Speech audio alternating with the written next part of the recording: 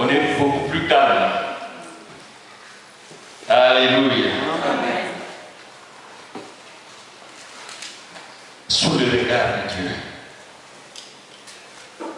Sous le regard de Dieu. Voilà le premier thème. Nous voulons parler un peu de cela. Sous le regard de Dieu. Alléluia. Viens, Pharaon. Viens. Mettez-vous là où vous regardez. Simplement. Droit dans les yeux.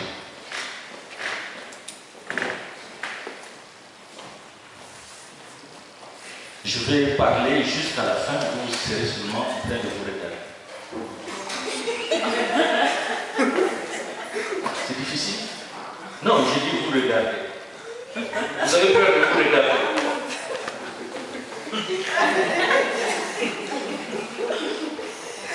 Vous voyez la réaction? Droit dans les yeux. Ah, vous voyez la réaction? Bon, allez vous asseoir. On peut les encourager, on acclame le Seigneur.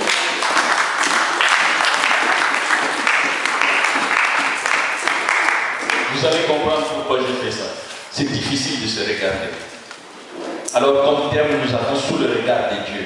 Je crois qu'il y a quelqu'un ici qui sait lire vraiment comme il se doit. Nous allons lire le chapitre 2 de la Genèse, de 18 à 25.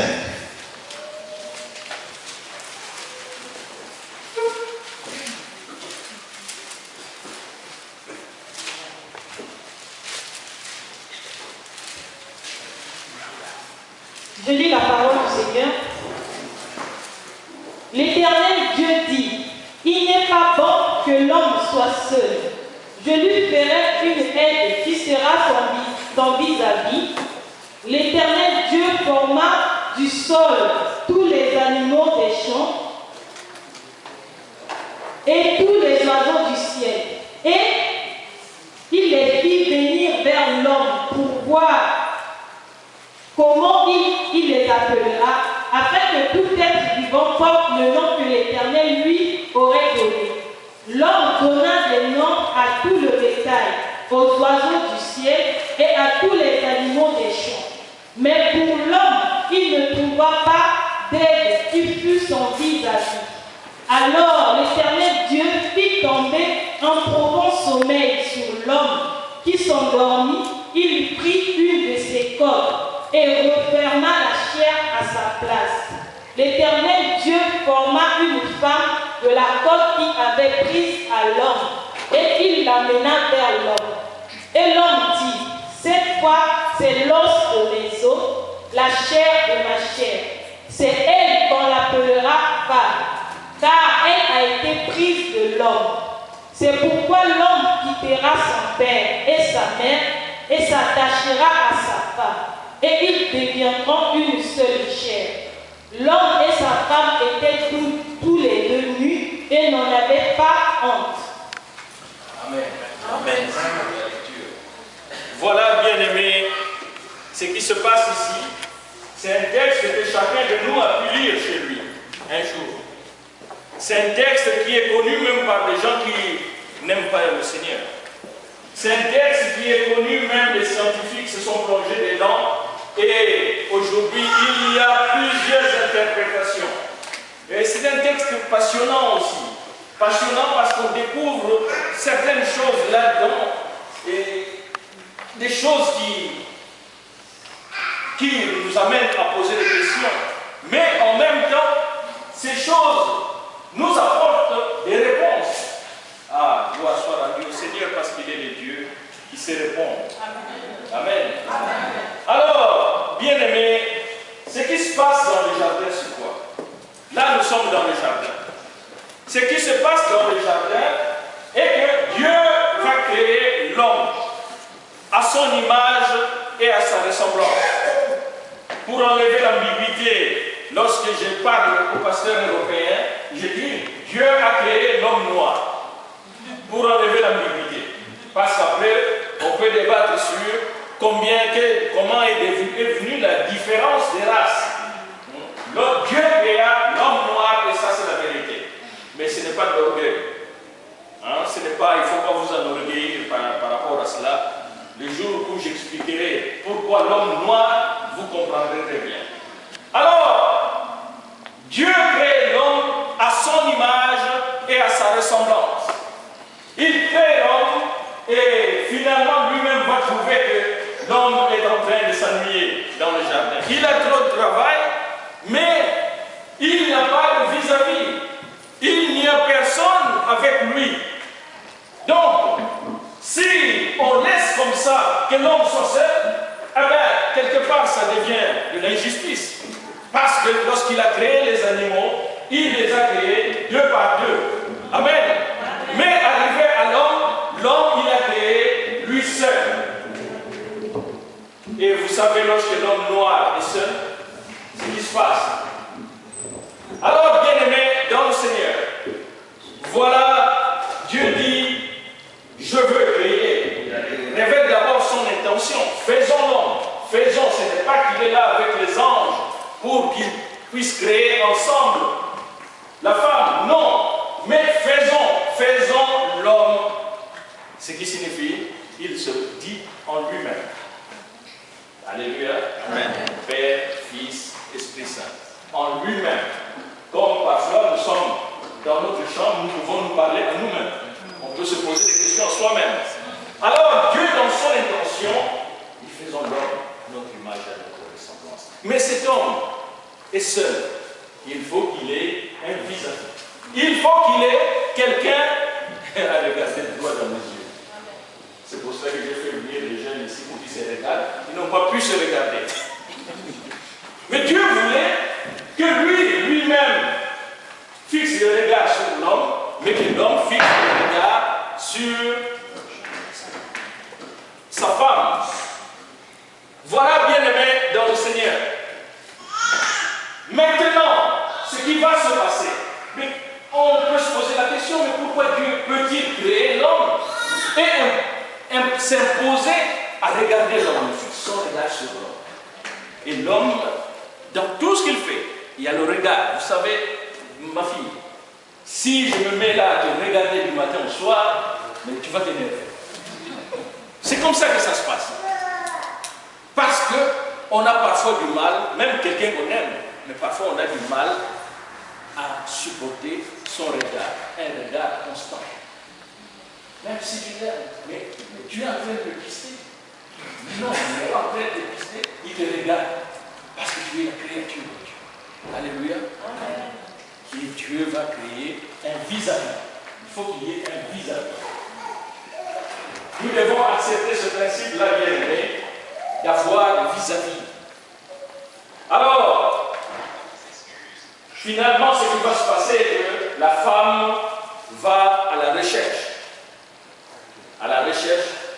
de la lumière. Comment se fait-il que nous devons regarder que lui? Moi, je vais regarder aussi le fruit. Je vais regarder, je vais connaître d'autres choses. Les jeunes d'aujourd'hui disent, mais je vais connaître les expériences. Je vais recevoir une autre connaissance. Il faut que je regarde toujours lui. C'est insupportable. Quoi qu'il en soit, lorsque l'homme se positionne en chercheur, il y a toujours des conséquences. Amen. Lorsque l'homme se met à chercher à sa manière, il y aura des conséquences. Parce que lorsque l'homme sort de la vision de Dieu pour aller plus loin, aller chercher, il sort du regard de Dieu. Dieu veut que tu sois sous son regard. Alléluia. Amen. Dans tout ce que tu fais, que tu sois sous son regard, il te regarde pour te protéger. Il te regarde pour te conduire, pour te diriger, te donner des directives. Il te regarde pour que tu ne fasses pas n'importe quoi. Moi, je permets même à mes propres fils de me regarder. Oui, il faut me regarder parce que le fils peut dire, ah père, là, je vois qu'il peut y avoir un risque, faisons autrement. Alléluia. Et j'aime ça. La preuve, ça que je ne veux pas transpirer parce que lorsque j'ai des situations à gérer, ben je me tourne vers les fils. J'appelle l'apôtre Willy, je dis voilà telle situation, et je le laisse, je peux le gérer. Mais je dis le fils est là, je sais qu'il est sage, il est mature. Alors je lui confie la situation et moi je m'occupe d'autre chose. Tout ce que lui me dira, il va faire, voilà, il faut solutionner ça, comme ça, comme ça, comme ça. Effectivement, c'est ce que je vais faire. Lève ta main si tu si c'est vrai. Vous voyez bien, parce que je veux qu'il me regarde. Et si, dans le cadre prophétique, il y a quelque chose, j'appelle d'autres prières comme ça. Ah, voilà, il y a ça, ça, ça, ça. Bon, je me laisse, tu m'appelles quand tu auras la solution. Mais c'est comme ça qu'il faut fonctionner. Et Dieu veut cela. Bien qu'il est le Père, il veut que notre regard soit fixé sur lui et son regard sur nous. Pour que nous ne puissions pas regarder ailleurs. Ève a regardé ailleurs. Il a vu le fruit. Il a vu le fruit et ce fruit même a apporté des conséquences néfastes dans leur relation avec Dieu. Il regarde et la Bible le précise, les yeux s'ouvrirent. Les yeux s'ouvrirent, ils prirent conscience de leur état de nudité. Mais avant de regarder le fruit, avant de cueillir le fruit, leurs yeux étaient fermés. Fermés à quoi? Ce n'est pas que Dieu les a créés des aveugles. Non. Mais leurs yeux ne voyaient pas le mal. Leurs yeux n'étaient pas dirigés vers le mal. Mais après avoir pris le fruit, et c'est là que les yeux s'ouvrirent. Ils prennent conscience qu'ils sont nus. Cette même nudité, les termes nudité, ils l'étaient avant. Mais ils ne se rendaient pas compte, ils n'avaient pas conscience. Mais cette fois-ci, ils prennent conscience qu'ils ont fait quelque chose qu'il ne fallait pas.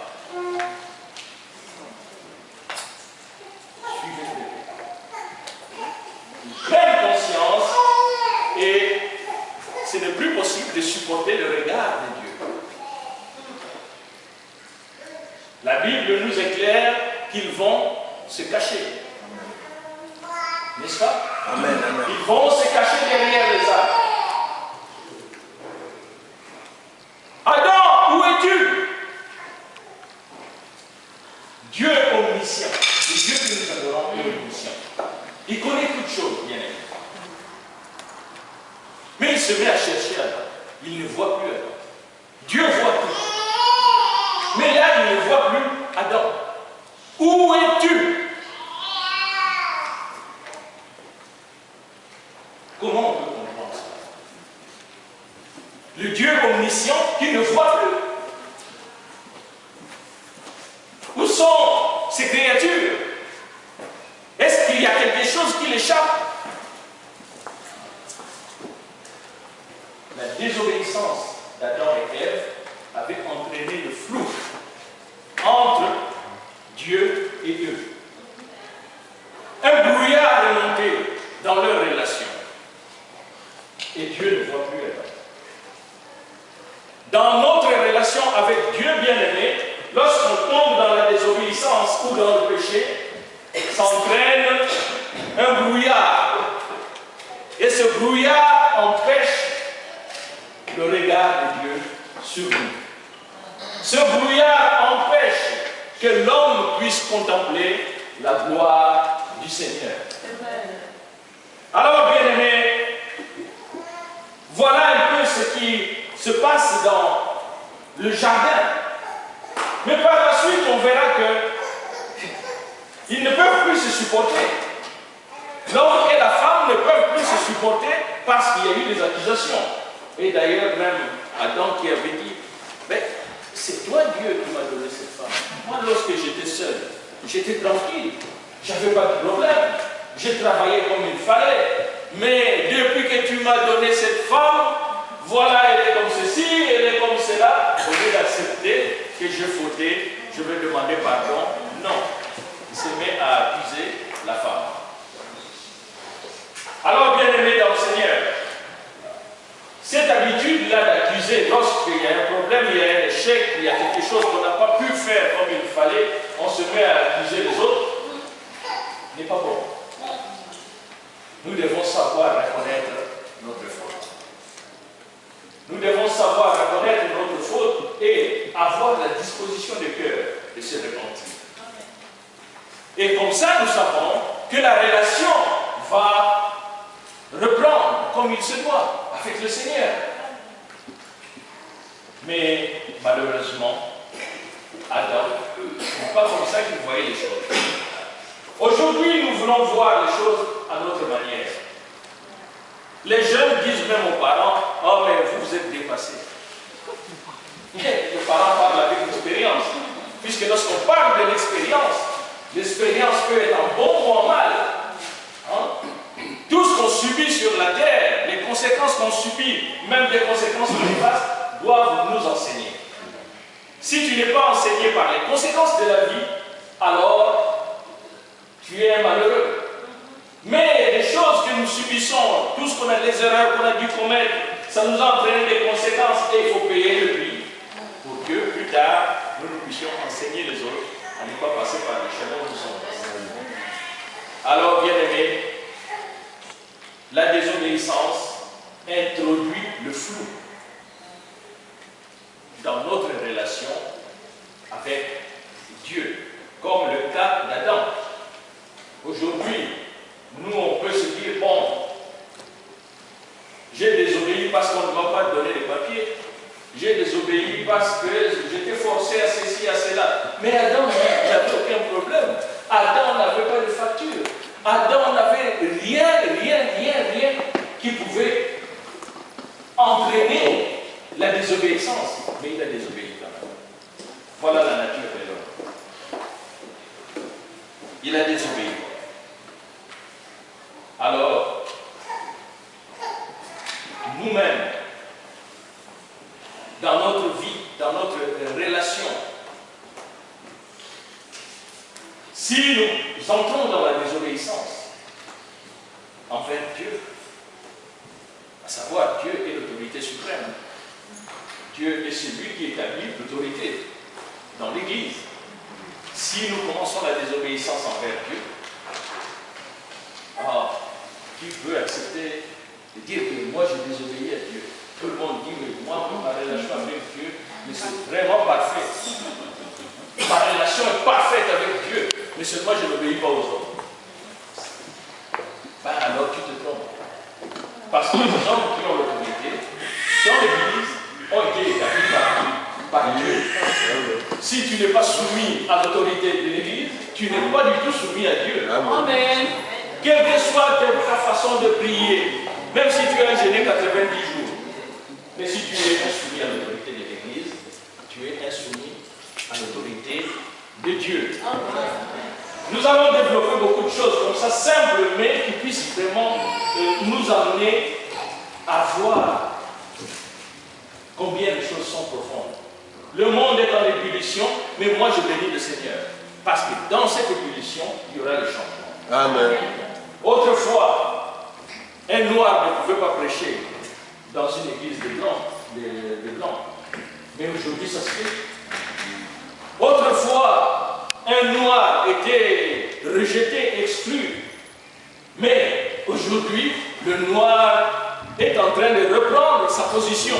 Comme j'ai dit, nous sommes le premier peuple de Dieu. Et autrefois, on avait même dit que le noir n'avait pas d'âme. Donc, ce qui signifie si on n'a pas d'âme, on est un animal. Mais aujourd'hui, tu te rends compte que le noir est celui qui a connu Dieu en premier. Je vous le dis pour que vous puissiez, que ça puisse travailler dans la conscience. Aujourd'hui, les grandes puissances sont en faillite, mais les pays africains, ils sont à l'aise. D'ailleurs, ils commencent à penser d'échanger, de faire une monnaie africaine. Vous voyez bien, Dieu est en train de chambouler les choses. Et spirituellement, nous devons changer les choses. Voilà pourquoi je parle tout le temps de la seconde réforme apostolique. Il faut que nous puissions changer les choses. Les Européens, ils ont bâti leur église à leur manière, Et jusqu'aujourd'hui, eux, ils sont... Il y a un qui m'avait dit, mais nous, c'est comme ça. Je dis, mais vous avez raison. Les Asiatiques, bon, ils sont dans leur religion. Les Arabes, bien que pas tous, mais ils ont leur religion. Mais seulement les Africains qui n'ont toujours rien. Ils vont prendre des doctrines qui viendront de l'Asie, ils vont prendre des doctrines qui viendront aux États-Unis, et ils mélangent tout, ça devient le syncrétisme. Alors que nous sommes le premier peuple de Dieu, comme je l'ai dit. Lisez. Ma fille, tu peux lire Ésaïe 19, de 23 à 25.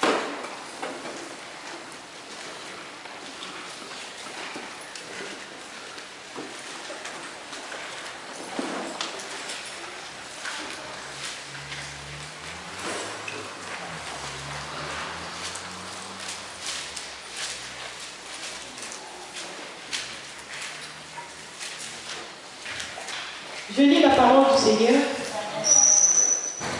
En ce jour-là, il y aura une route d'Égypte en Assyrie. Les Assyriens iront en Égypte et les Égyptiens en Assyrie. Et les Égyptiens avec les Assyriens rendront un culte à l'Éternel. En ce jour-là, Israël sera un troisième avec l'Égypte et l'Assyrie, à être une bénédiction par toute la terre. Que l'Éternel des armées bénira en disant: béni soit l'Égypte, mon peuple, la Syrie, œuvre de mes mains, et Israël, mon héritage. Je crois que tu as dit, c'est quel Thomson. Ah, bon. Toi, tu peux lire le même passage. Oui. Ésaïe 19, je vais t'assurer. Là-bas, c'est une autre version. En ce même temps, il y aura une route d'Égypte. Oh, tu vois un garçon avec une petite robe de ça. Lève-toi, fille. Mets des gommes. En ce même temps, il y aura une route en Égypte, en Assyrie. Les Assyriens iront en Égypte et les Égyptiens en Assyrie. Et les Égyptiens avec les Assyriens serviront l'Éternel. En ce même temps, Israël sera le troisième, uni à l'Égypte et à l'Assyrie, et ces pays seront l'objet d'une bénédiction.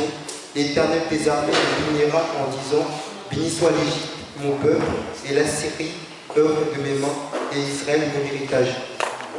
Voilà, mais vous verrez de lire dans des versions différentes que Dieu lui-même dit: l'Égypte est mon peuple. Bon, qui peut contredire? Puisque Dieu lui-même dit ça, qui peut contredire? Pasteur, quelqu'un peut contredire? Non. Bon. Et Dieu lui-même dit Israël est un troisième. Bon, qui peut contredire? Ah, c'est écrit. Et d'où vient cette conception qu'on dit aujourd'hui Israël, c'est le seul peuple de Dieu? Vous voyez, nous devons balayer des fausses conceptions. Nous sommes le premier peuple de Dieu. Un point et trait, c'est écrit, Dieu a parlé et personne ne peut le changer. Amen. Amen. Si la Bible, il est écrit Israël est un troisième, acceptons qu'Israël est un troisième. Nous sommes le premier peuple de Dieu. Et le premier peuple de Dieu a été tellement tourmenté, on nous a tout pris, même la connaissance. Même la connaissance. Aujourd'hui, même les philosophes, tous ces qu'on élève de Socrate, ainsi de suite, ils allaient en Afrique pour étudier. Ils allaient étudier là-bas. Mais seulement, ils ne veulent pas le dire. Ce sont des vérités. Si nous voulons vraiment marcher dans la vérité, mais commençons la vérité à partir de la source. Si la source est amère, fait sortir de l'eau amère, ben, le fleuve sera aussi de l'eau amère. N'est-ce pas? Mais nous ne pouvons pas prétendre détenir la vérité. Personne ne peut prétendre détenir la vérité tant qu'il oublie l'Afrique et les Africains. Parce que Dieu que nous adorons est le Dieu d'Afrique. Et il est le Dieu des Assyriens. Les Assyriens aujourd'hui c'est la Turquie, mais qui a changé sa destinée. Et Israël, donc notre de Dieu, nous et Israël, nous avons le même héritage. La Bible, c'est notre héritage. Ce qui est écrit dans la Genèse, tout ce qui est écrit dans la Genèse, ce sont les Africains qui l'ont écrit. Moïse n'avait fait que prendre et répéter. C'était un support pour Moïse. Alors, bien aimés, nous voulons bâtir cette église. Lorsque le Seigneur a dit, je bâtirai mon église, les portes de séjour des morts ne prévaudront point contre elle. Mais c'est cette église que nous recherchons. Amen. Amen. Pas selon les Européens, pas selon les Juifs, pas selon les Africains non plus, mais selon le Seigneur. Amen. Parce que c'est lui qui a dit, je bâtirai mon église. Amen. Et même lorsqu'il a dit cela, ce n'était pas une nouveauté. Non, ce n'était pas une nouveauté parce que les Grecs avaient déjà leur ecclésia. Ecclésia, c'est ce qui donne le mot église. Les Grecs avaient déjà leur ecclésia. Les Juifs avaient déjà bâti les temples. Et le Seigneur dit, je bâtirai mon église. La différence entre l'église du Seigneur et l'ecclésia des Grecs et ce qu'est le temple des Juifs, c'est que l'église du Seigneur est animée par l'Esprit. Les portes des séjours de mort ne prévaudront pas contre elle. Les portes des séjours de mort ne domineront pas sur mon église, l'église du Seigneur.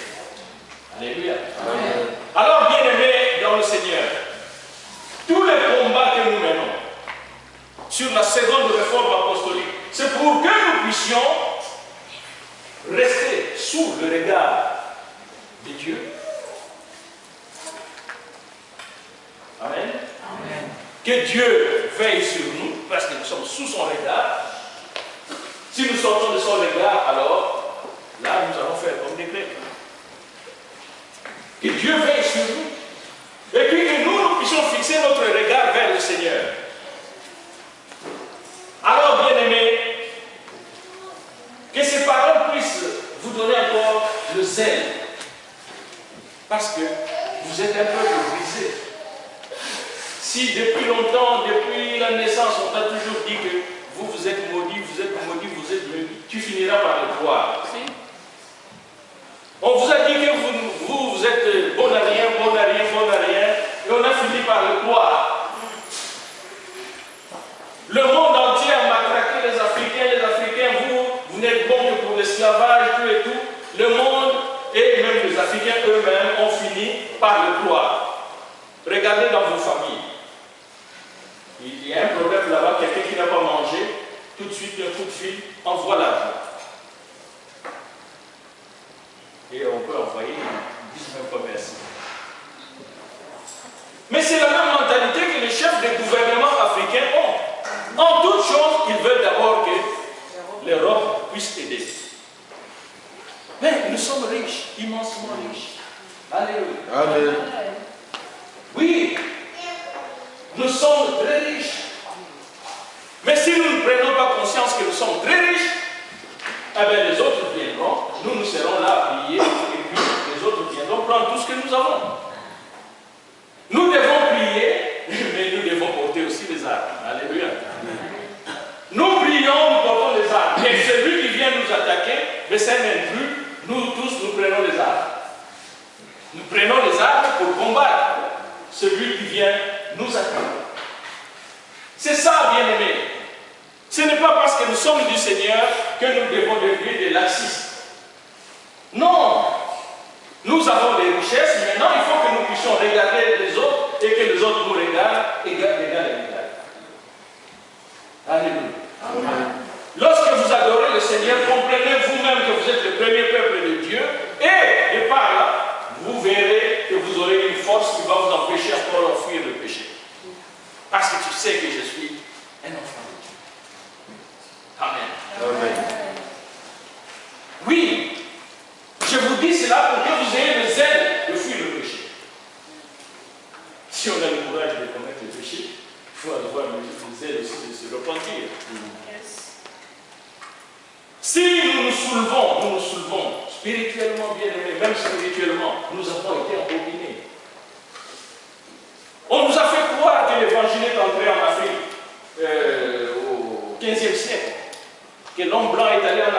15e siècle pour annoncer l'évangile. Donc vous les Noirs, c'est nous qui vous avons apporté l'évangile.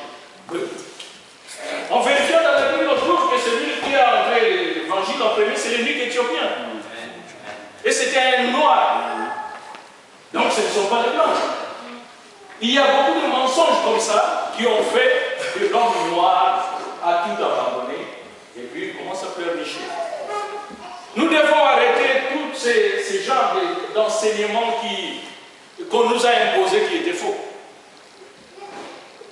Mais recherchons la sagesse du Seigneur. Oui, lorsqu'un peuple se tourne à rechercher le Seigneur, il se manifeste. Amen. Israël murmurait en Égypte, en Kamite, comme j'ai dit le vrai nom de l'Afrique, en Kamite, mais Dieu se manifeste. Dieu a suscité quelqu'un. Et Dieu est comme ça. Dans la famille, même si vous êtes trop pauvre, vous verrez qu'il y a un qui va s'en sortir. Si. Dieu le prélève, ça s'appelle le prélèvement. Il prélève. Même si on veut commettre le génocide, anéantir tout un peuple, il y aura un reste. Parce que Dieu l'a prélevé. Israël a tué tous les prophètes. Vous savez que ce peuple-là, parfois, il est difficile. Hein? Parce qu'il a réussi à fermer la bouche de Dieu. Dieu parlait par les prophètes. Et il a réussi à tuer tous les prophètes. Et Dieu ne parlait plus. Mais lorsque Élie commence à se plaindre que je suis resté le seul, et Dieu lui rappelle, Dieu a réservé 7 000 hommes. Alléluia. Amen. Je vous parle de cette manière pour que votre tel esprit change. Oui, nous ne devons plus suivre l'évangile seulement. On a dit ceci, on a dit cela. C'est Dieu qui convertit. C'est Dieu qui convertit, écoutez. C'est Dieu qui convertit. C'est la doctrine répandue parmi tous les évangéliques, les pentecôtistes, c'est Dieu qui convertit. Mais pouvez-moi voir la Bible que Dieu convertit. La conversion revient à l'homme lui-même. C'est à l'homme de prendre la décision de se repentir, de se convertir. Et là, l'Esprit Saint vient l'aider. Amen. Amen. Mais si l'homme dit, moi je ne veux pas, mais c'est fini. Les pasteurs, lorsque les gens viennent, ah, je viens demander conseil, voilà ma situation, tu lui donnes conseil, bon voilà, il faut qu'on prie pour toi. Mais s'il ne veut pas ton conseil, laisse-le partir. Parce que sinon, c'est toi qui vas perdre la foi. Priez pour quelqu'un qui ne veut pas, vous pouvez prier des années, il y aura un changement. S'il ne veut pas, ne perdez pas le temps, laissez-le partir. Amen. À Bruxelles, j'avais donné un témoignage d'ailleurs qui a fait rire tout le monde. Mon pasteur, lorsque j'étais encore fidèle quelque part, est venu me dire, Jean-Marie, j'ai perdu la foi. Comment nous allons faire? Le pasteur a perdu la foi, mais comment allons-nous faire dans l'église? Et il était sincère, il était Dieu, donc c'était quelqu'un de correct, que tout. J'ai perdu la foi à cause d'un frère. Mais que deviendrons-nous, nous tous dans l'église? Parce que quand tu me diriges, tu perds la foi. Et voilà le frère en question le dimanche qui suivait qui vient. On était en train de chanter, et puis on voit un paquet de cigarettes volées, de derrière jusque devant. Bah, tout le monde qui regarde le paquet de cigarettes, ah, il est délivré. Il est délivré. Amen. Amen. Et après quelques secondes, on voit le briquet qui suit, le briquet aussi tombe. Bon, on a chanté, ah, le Seigneur est puissant. Le dimanche d'après, il vient encore avec un nouveau paquet. On était en train de chanter, on voit le paquet voler. Et c'est le briquet qui va suivre encore après. Ah, mais on a crié encore. Ah, le Seigneur l'a délivré. Ah, vraiment. Le troisième dimanche, je vois le paquet voler, il tombe encore. Et puis le briquet qui suit. Je parle le prendre. Les frères, prends, si tu veux suivre. Bon, oui, il faut qu'on arrête de nous prendre. Va fumer si tu ne veux pas changer.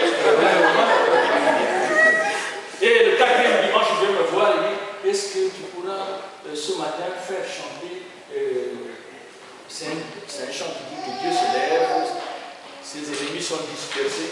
Je dis, mais est-ce que les ennemis de Dieu sont dispersés? Il dit non, on chante.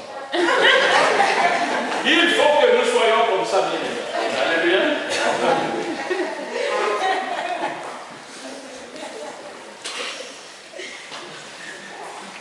Plonger le regard dans la loi parfaite de Dieu. Dieu veut que l'homme puisse le regarder. Effectivement. Mais lorsque l'homme a regardé ailleurs, il a regardé le fruit et le voilà qui tombe. Le flou entraîné dans cette histoire-là va pousser à la séparation. Dieu ne voit plus Adam et c'est là qu'il appelle. L'homme, où es-tu? Mais par contre, la seule chose que Dieu avait permis à l'homme de regarder, c'était la femme. Je te donnerai un vis-à-vis. Vis-à-vis, c'est-à-dire que les filles, on se regarde. Mais Fallon, tu as raison. Si tu n'as pas pu regarder, parce que c'est pas ton vis-à-vis. Vis-à-vis, donc l'homme et la femme, vous êtes là, vous vous regardez. Alléluia. Amen. Bon, ceux qui n'ont pas encore de vis-à-vis, attendez, patientez. Amen. Ça viendra. Et ceux qui en ont, soyez vraiment des vis-à-vis. Les épouses, l'homme mange, tu es là. Regarde son assiette. Il veut faire ceci, cela, tu es là. Tu vas le suivre. Et moi, j'aime bien ça. Ah, j'aime bien ça. Oui. Vous allez devenir une seule chair.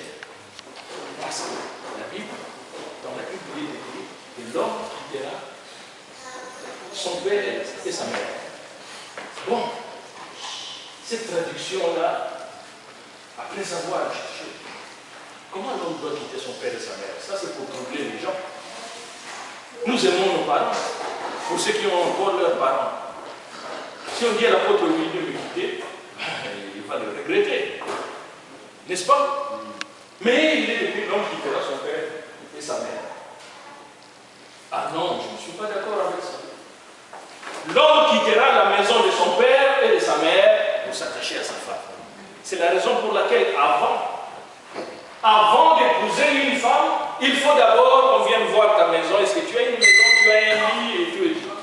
N'est-ce pas? Oui. C'est que si tu te détaches de la maison paternelle, l'homme qui va se marier ne va pas aller se marier et puis ramener la femme dans la maison de son père.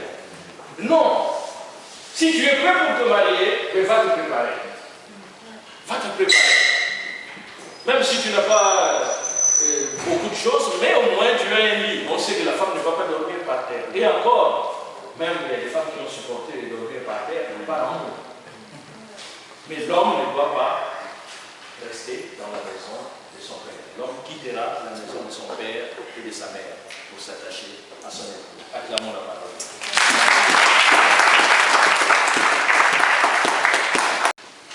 Ce que nous devons, ce qui nous est permis de regarder, c'est écrit dans Jacques chapitre 1er, verset 26. Ma fille, si tu peux lire.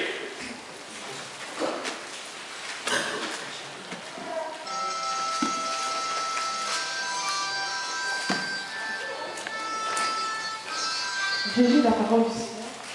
Si quelqu'un pense être religieux, sans tenir sa langue en bride, mais en trompant son cœur, la religion de cet homme est vaine.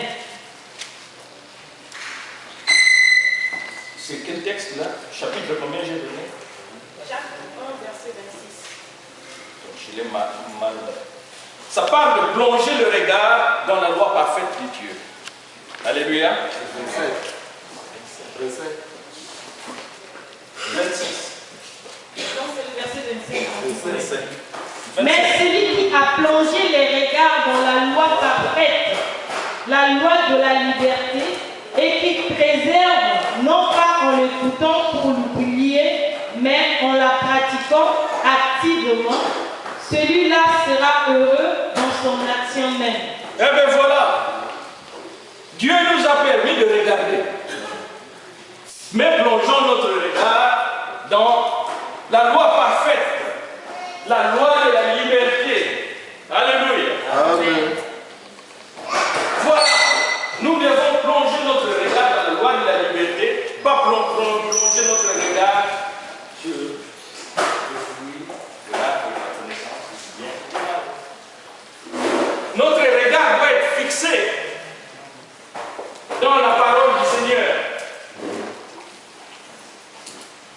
Combien parfois il y a des disciples qui ont le courage de lire le journal pour le tiercé, mais qui ont du mal à lire la Bible. Nous devons plonger notre regard, alléluia, dans la loi parfaite, dans la parole de Dieu. Nous devons méditer cette parole. Dieu nous permet à cela. Ça fait une deuxième chose. Il nous a permis de regarder notre vis-à-vis, et puis de regarder notre épouse. Il nous a permis de plonger le regard dans la loi parfaite. Et troisièmement, Dieu permet à l'homme. J'allais reprendre ce que j'ai dit.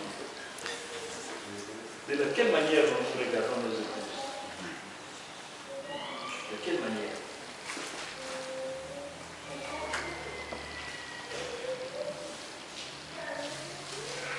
Comme Christ lui-même regarde, plonge son regard dans l'Église, sur l'Église. Christ est le pou. Le Christ Yeshua est le pou. Son épouse, c'est l'Église. Et constamment, comme le Père, lui, constamment, plonge son regard sur l'Église. Il veille. Alléluia. C'est la raison pour laquelle les portes de séjour des morts ne prévaudront point contre elle. Parce que le Christ veille. Il veille, c'est lui qui ajoute les membres dans l'Église. Amen. Amen. C'est lui qui établit les ministères dans l'Église. Voilà. Il ajoute les membres, il établit les ministères. Il accorde les dons. Et tout cela dans le but de veiller sur l'Église. Alléluia. Amen. Pour que l'Église n'aille pas n'importe où, ne fonctionne pas n'importe comment. Il y a l'autorité. Il établit l'autorité dans l'Église. Pour que l'autorité veille. Pour que l'Église soit dans la vision du Seigneur. Si tout le monde vient ici faire ce qu'il veut, mais ça devient l'anarchie. Mais il y a une autorité. Quelqu'un peut venir avec toutes ses conceptions. En arrivant ici, ces conceptions, on n'en a rien à faire. S'il veut parler de ses conceptions au serviteur, il en parle. On ne l'empêche pas. Mais on ne va pas, personne ne peut venir s'imposer ici que moi je viens. Et souvent, quelqu'un qui a quitté ailleurs, qui dit moi j'ai quitté là-bas parce qu'ils sont trop durs. Ah! Mais j'arrive chez vous ici, je trouve que vous êtes trop simple. Ah mais maintenant qu'est-ce que tu fais? Tu retournes là où ils sont trop durs ou tu restes ici où on est trop simple? Parce qu'il y a un mot qui est là-dedans, trop dur, trop simple. Mais il n'y a pas d'équilibre. Alors il faut que nous soyons bien positionnés. Amen. Et les saints doivent être perfectionnés. Nous devons nous positionner. Nous voulons cette église véritable, l'église du Seigneur, mais pas n'importe comment. Dieu est d'amour, mais dans cet amour, il sait nous reprendre aussi. Amen. Nous sommes des parents, et moi-même grands-parents, mais nous aimons nos enfants, nous aimons nos petits-enfants. Mais s'ils dépassent la limite, il faut que l'autorité puisse s'imposer. Amen. Parce qu'il est encore enfant, il a besoin de l'autorité. Acclamons le Seigneur.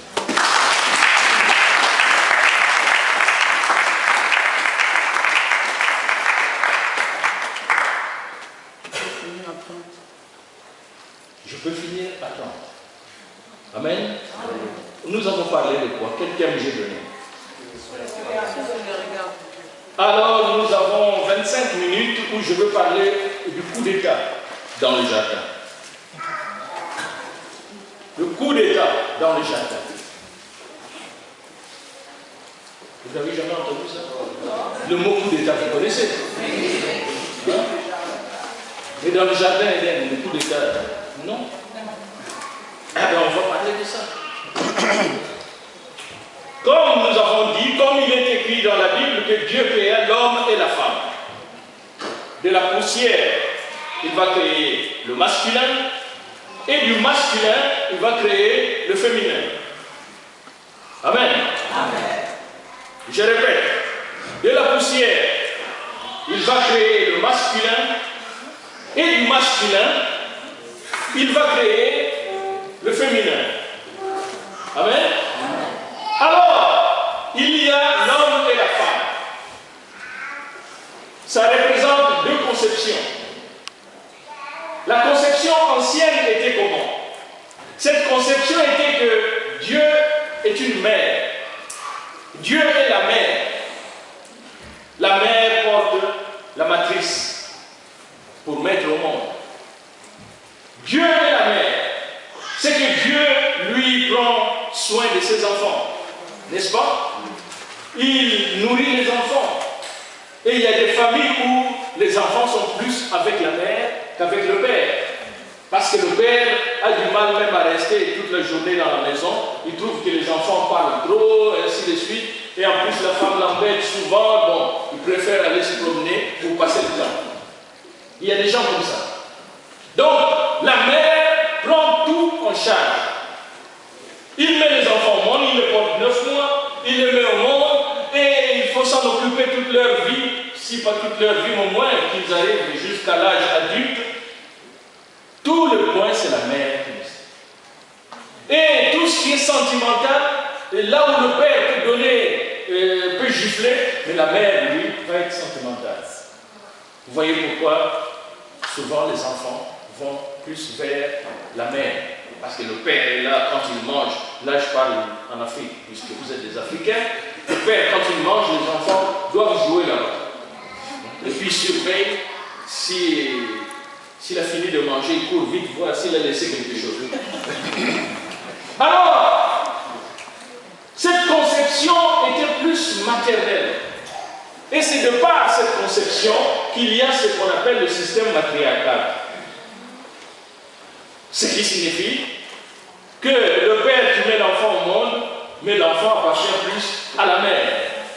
Et cela, au Congo, ça posait beaucoup de problèmes parce que les oncles commençaient à s'imposer plus que le père. Parce qu'il y avait le système matriarcal. Alors, bien aimé, cette conception aussi montrait que Dieu vit au milieu de son peuple. Dieu vit au milieu de son peuple et il est le Dieu de la fertilité puisque c'est une mère. La mère de la fertilité, Dieu est la mère qui nourrit, ainsi de suite. Mais seulement il fallait faire des représentations par rapport aux actions de Dieu.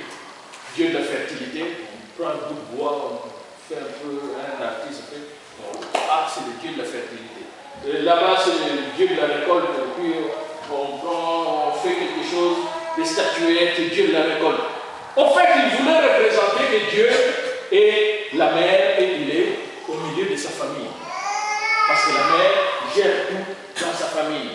Même si elle n'a pas étudié, mais elle sera là pour pousser les enfants à faire les études. Les sentiments de la mère apportent la consolation aux enfants. Voilà comment le monde ancien pensait. Et d'ailleurs, en Afrique, chez les Bantous, le système matriarcal est le système qui était plus répandu. L'enfant appartenait à la mère. Maintenant, les Juifs viennent, il dit non, Dieu n'est pas la mère. Dieu est le Père. C'est pour ça que nous disons Dieu est notre Père.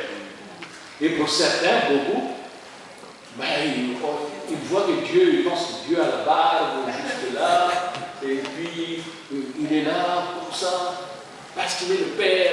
Hein, donc le Père, c'est un bagarreur. Et d'ailleurs, les Juifs, c'est comme ça. Pour eux, Dieu est un guerrier. Vous voyez? Donc Dieu, c'est quelqu'un qui s'impose arbitrairement. Et maintenant, le coup d'état, c'est que justement, c'était renverser la conception matriarcale pour imposer la conception patriarcale. Dieu est le Père. La conception ancienne, Dieu est la mère, est renversée. Que faire? Mais c'est de là que la misère des femmes commence. La misère des femmes, vous les femmes, vous n'avez rien à dire. Les femmes, vous n'avez rien à faire. Les femmes, et même c'est la femme qui a mangé le fruit. Puisqu'il a mangé le fruit, elle est maudite. Au lieu de reconnaître que tous les deux avaient fauté. C'est la façon la plus simple. Amen. C'est la façon la plus simple. Au lieu de dire que c'est cette femme-là que tu m'as donnée. Non, reconnais Seigneur, j'ai eu des manquements moi aussi. Amen. Parce qu'Adam aussi avait eu des manquements. Alors le coup d'État, c'était de renverser la conception matriarcale pour imposer la conception patriarcale. Et d'ailleurs, c'est la conception patriarcale que nous avons. L'homme doit laisser la base, parce que comme ça on voit l'autorité. Et ça, j'aime bien. Et les Juifs s'imposent Dieu et le Père. Mais aussi, ils ont raison. Mais qui est Dieu? Il est un homme ou une femme? Bon, je vous demande. Dieu est un homme ou une femme? Vous pouvez parler.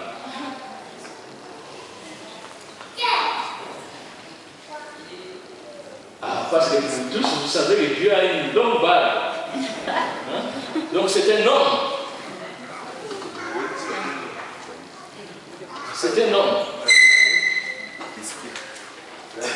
Ah, c'est pour ça que je t'aime beaucoup. Tu sais que je t'aime beaucoup. Le Seigneur, lui, vient pour rectifier les choses. Alléluia. Amen. Dieu n'est ni un homme, ni une femme, mais il dit Dieu est esprit. Et il faut que ceux qui l'adorent, l'adorent en esprit et en vérité. Alléluia. Amen. Ah, je ne sais pas. Où est ma fille? Dieu est esprit et il faut que ceux qui l'adorent en esprit et en vérité. L'adorent en esprit et en vérité. Vous faites quelque chose. Moi, je ne veux pas transpirer.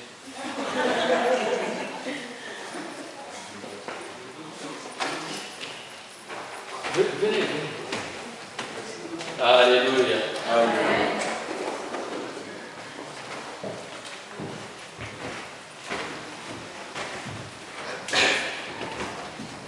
Nous allons chanter ce cantique et que ça reste gravé sur nous.